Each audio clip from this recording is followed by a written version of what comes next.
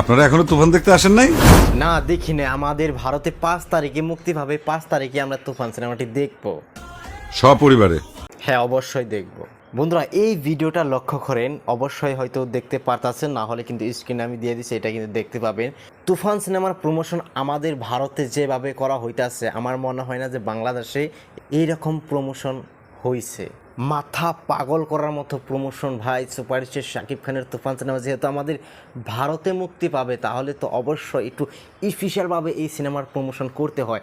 আপনি কি দেখছেন বাংলাদেশে কোনো মেট্রো রেল স্টেশনে সুপারস্টার শাকিব খানের তুফান সিনেমার ট্রেলার দেখানো হয়েছে? দেখানো হয় না, কিন্তু আমাদের ভারতে দেখানো হয়েছে।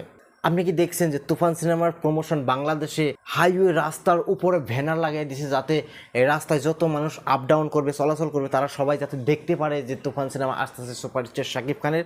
বাংলাদেশে দেখছেন এরকম প্রমোশন দেখেন নাই, কিন্তু আমাদের ভারতে কিন্তু করা হয়েছে এরকম। এই মুহূর্তে আপনি স্ক্রিনে কিন্তু ভিডিও দেখতেছেন যে সুপারস্টার শাকিব খানের তুফান সিনেমা আমাদের ভারতে 5 তারিখে মুক্তি পাবে। সেই উপলক্ষে কিন্তু তুফান সিনেমার প্রমোশন আমাদের ভারতে কিন্তু একদম মাথা পাগল করার মতন কিন্তু প্রমোশন চলতেছে তুফান সিনেমার। দেখেন এই মুহূর্তে স্ক্রিনে আপনি দেখাচ্ছেন যে শাকিব খানের তুফান সিনেমার ব্যানার অনেক বড় করে একদম হাইওয়ে রাস্তার মাঝখানে উঁচু বিল্ডিংয়ের উপরে কিন্তু লাগিয়ে রাখছে, যাতে এই রাস্তাতে যত মানুষ আহা যাওয়া চলাচল করে তারা সবাই দেখতে পারে যে সুপারস্টার শাকিব খানের তুফান সিনেমা মুক্তি পাবে আমাদের ভারতে 5 তারিখে, যাতে এই ব্যানারটা দেখার পর মানুষ হলে আসে সিনেমাটি দেখার জন্য। তো এইরকম প্রমোশন কিন্তু বাংলাদেশে হয় নাই। সুপারস্টার শাকিব খান যেহেতু বাংলাদেশের, সেই বাংলাদেশেই কিন্তু এইরকম প্রমোশন এই তুফান সিনেমার হয় নাই, কিন্তু আমাদের ভারতে দেখেন সুপারস্টার শাকিব খানের সিনেমার কীরকম প্রমোশন হইতাছে। আর হ্যাঁ, এই বিষয়টা দেখার পর কিন্তু আমার অনেক অনেক ভালো লাগতো। আর হ্যাঁ বন্ধুরা, আর একটা গুরুত্বপূর্ণ কথা, এই মুহূর্তে আমাদের আসামে কিন্তু অনেক অনেক অনেক বানপানি। আর হ্যাঁ, সবাই সতর্ক থাকবেন এই বানপানিতে।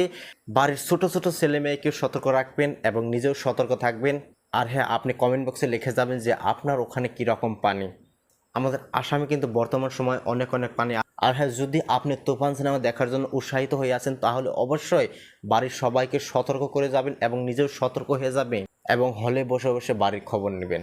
তো সবাই ভালো থাকবেন, সুস্থ থাকবেন, আমার জন্য দোয়া করবেন।